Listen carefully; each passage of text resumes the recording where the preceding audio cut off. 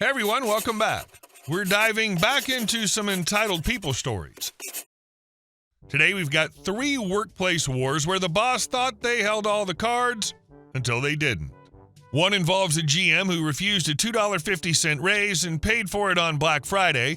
Another features a micromanager who demanded permission texts and got 3 hours of perfect obedience. And the last is a masterclass in quiet revenge from a junior analyst who let a greedy owner write his own check. Here we go. I was the department expert for 3 years at $14.50. New hires started at $15. When I asked for $17, my GM lectured me about budget and fairness. A few years back, I worked in the mobile department at a big box electronics store in Ohio. I'd come over from a small Radio Shack, so I already knew the ins and outs of selling phones, carrier quirks, porting numbers, financing plans, the whole circus. When I got hired, I figured I'd just be another sales associate. 3 years later, I was basically running the department without the title. Everyone I'd started with, people who actually knew how to sell phones, had moved on. Better jobs, better pay, less retail nonsense. Slowly, I became the most experienced person on the floor. I trained every new hire. I trained my assistant manager. I even trained my direct manager who had zero interest in learning carrier systems beyond the bare minimum. If a port got stuck, hey, can you look at this? If a SIM card was scanned wrong and locked the account, can you fix it? If a customer was screaming because their number didn't transfer and their old phone was already wiped, where's Bailey? My manager unofficially made me the final call on anything complicated. He'd literally say, just do whatever you think is best. It was flattering at first. I liked my coworkers. I liked being the go-to person. Then one day I was chatting with a brand new hire. Kid couldn't have been older than 19. First job ever. So, I asked, how are you liking selling phones? He shrugged. It's complicated, but I get it now. At least I see why we make what we do. I blinked. What do you mean, make what we do? How much are they starting you at? $15 an hour, he said casually. I felt my stomach drop. I was at $14.50.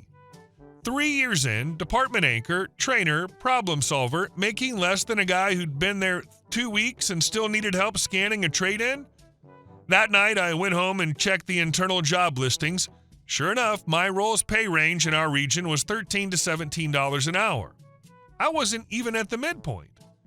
The next day, I talked to my direct manager. He looked uncomfortable before I even finished my sentence. I'm sorry, he said. Pay scale adjustments like that go through the GM. I don't have authority for that. Fine, I went to the GM. Hey, I said, keeping it professional. I've been here 3 years. I've trained the entire mobile team. I handle escalations and complex issues that aren't technically in my job description. I'd like to be moved to the top of the pay scale, $17 an hour. His eyes narrowed just slightly. Walk with me, he said. For the next 15 minutes, he walked me in a slow loop around the store, giving me what I can only describe as a motivational speech about why the answer was no. It's not in the budget. You haven't been at this specific location long enough.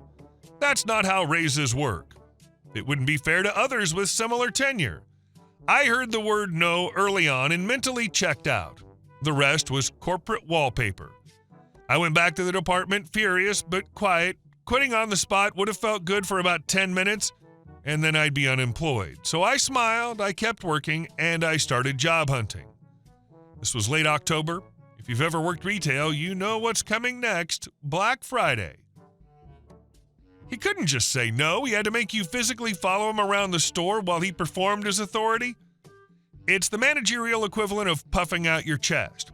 The irony is that while he was lecturing you about budget and fairness, you were mentally calculating the exact cost of his refusal.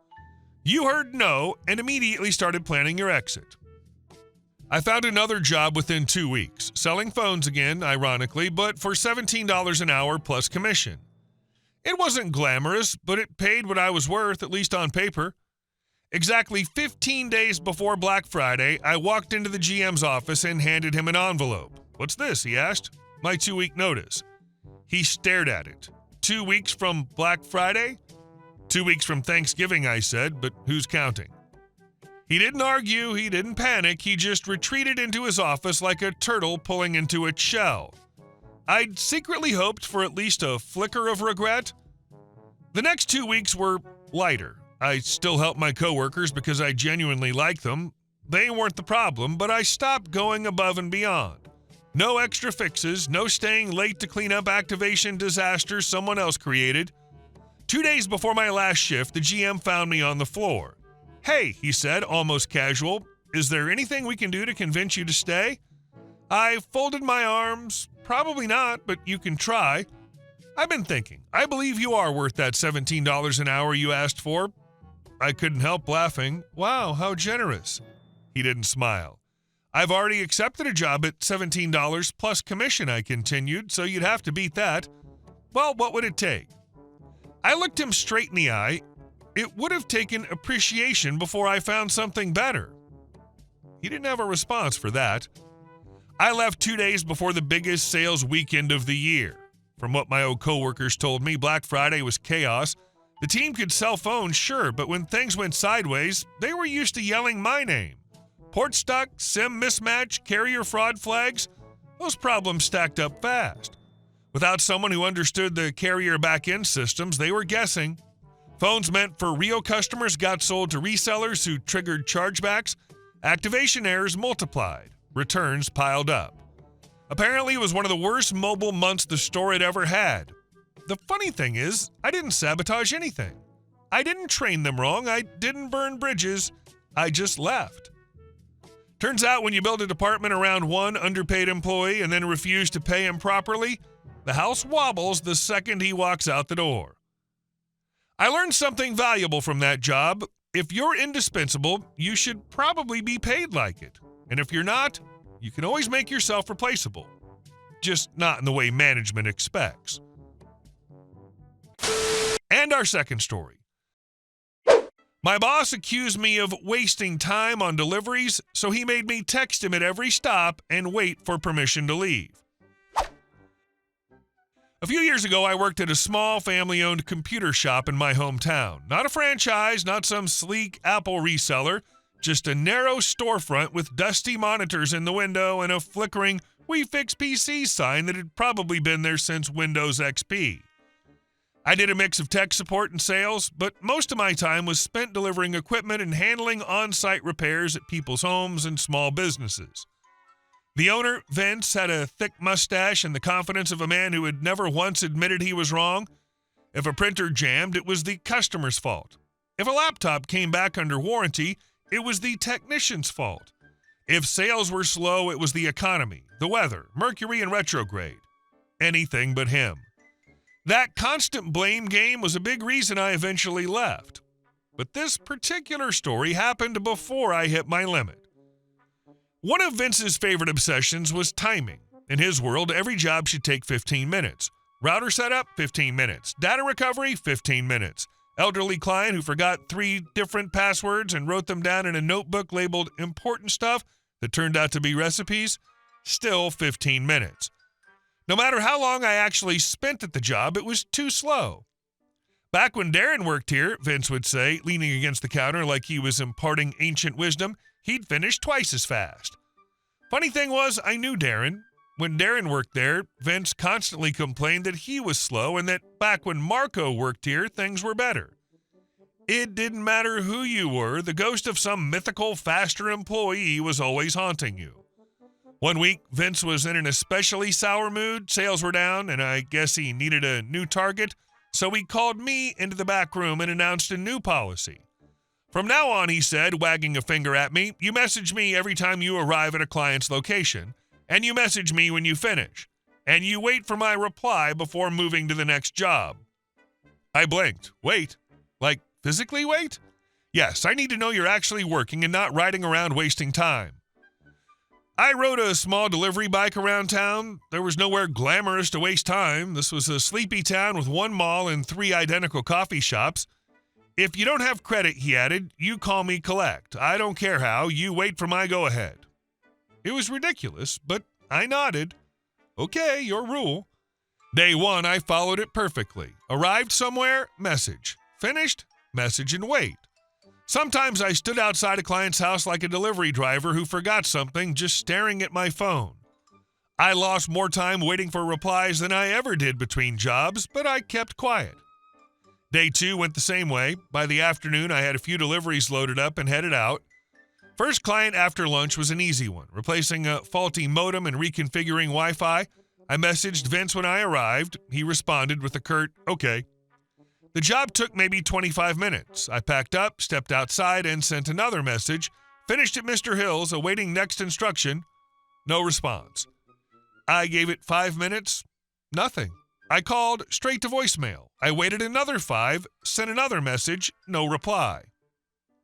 Well, his rule was clear: do not move until he says so.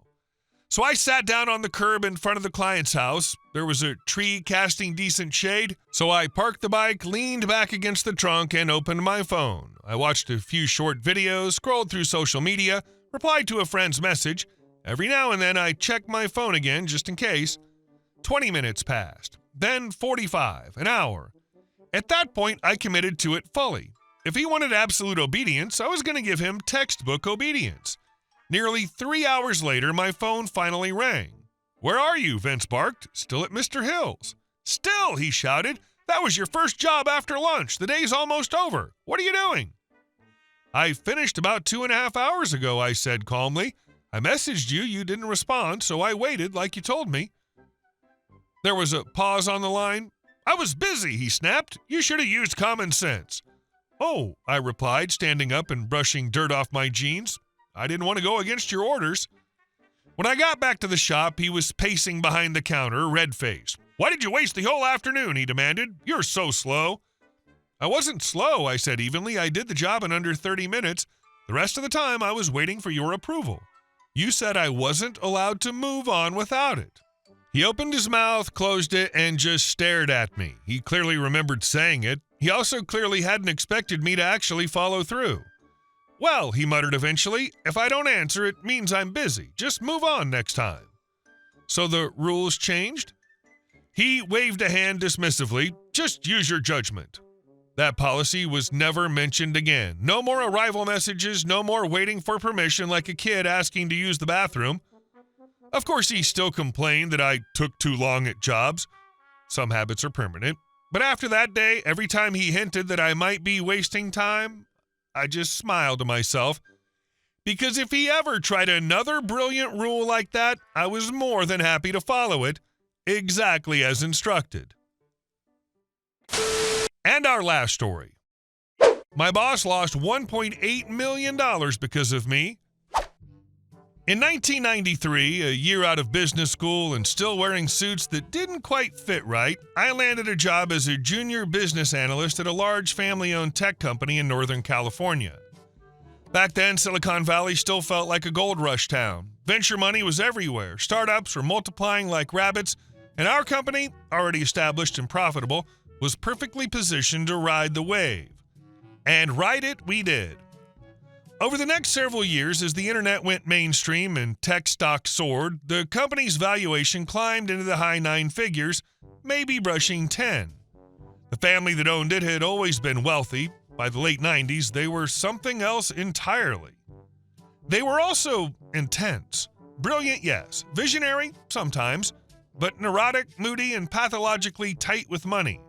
Vendors complained, executives came and went, employees whispered stories about discussions that ended with someone getting chewed up and spat out. I kept my head down and did good work. Projects I ran started making real money. I was brought into meetings with ownership. I became one of the few non-family members who had regular FaceTime with the top. It was flattering.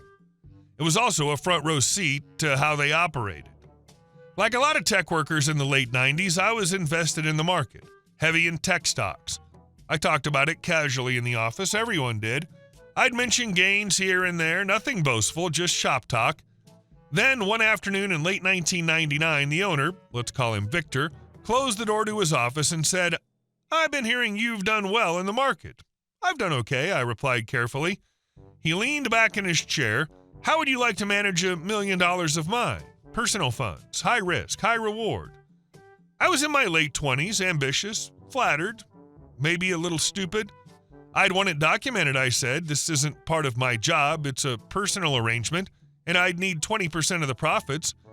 Victor waved a hand. Fine, draft something. We did. Separate accounts, written consent, my compensation spelled out clearly. Around that same time, something felt off. The hype machine was roaring, but I worked inside the industry.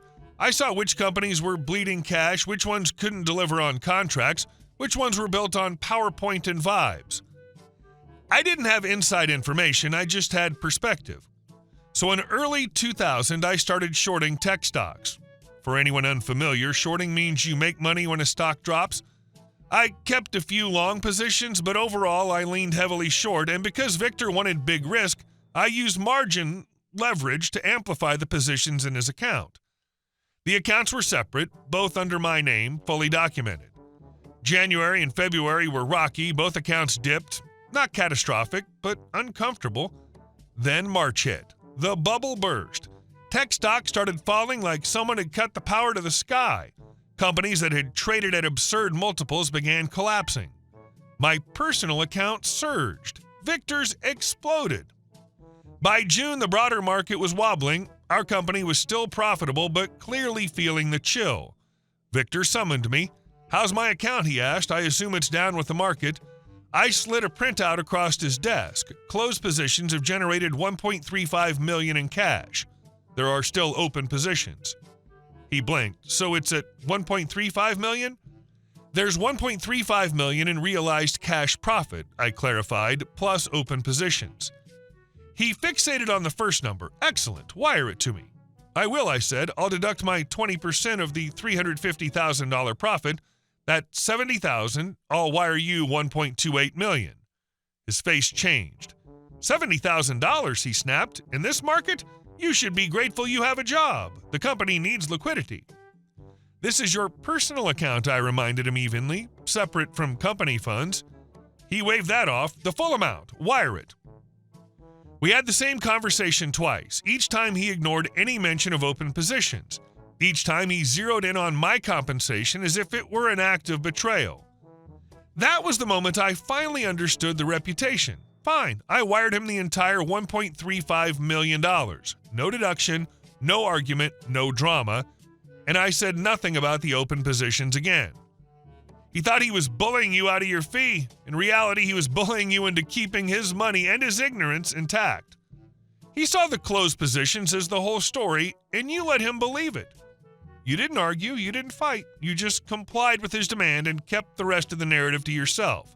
His greed became the blindfold he willingly put on. He never asked, not for statements, not for tax documents, not for account summaries, nothing.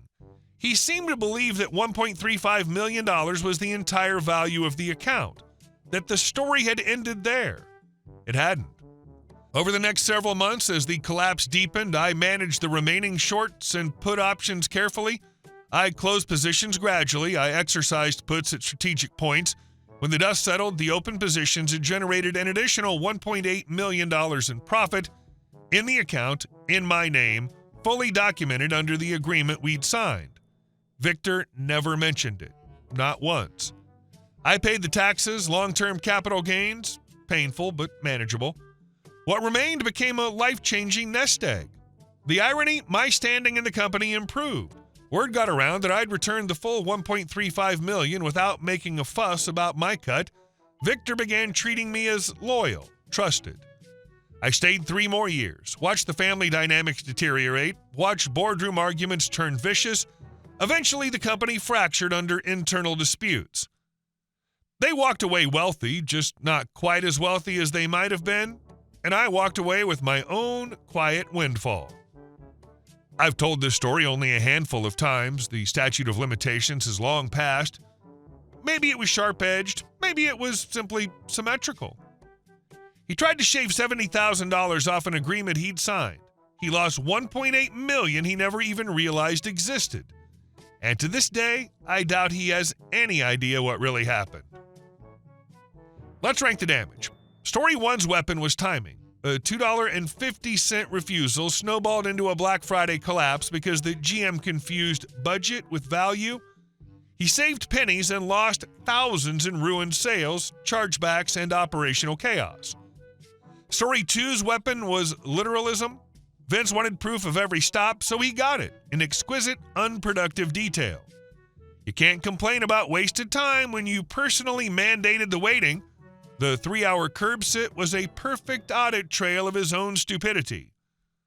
But story 3 wins, not because the number is bigger, though $1.8 million is obviously staggering, but because of the symmetry. Victor tried to steal $70,000 from a signed agreement. He lost $1.8 million he never even knew existed. The OP didn't embezzle, didn't lie, didn't hide. He simply didn't volunteer information the man was too arrogant to request. Hey guys, thank you all for watching the video. I'll see you in the next one.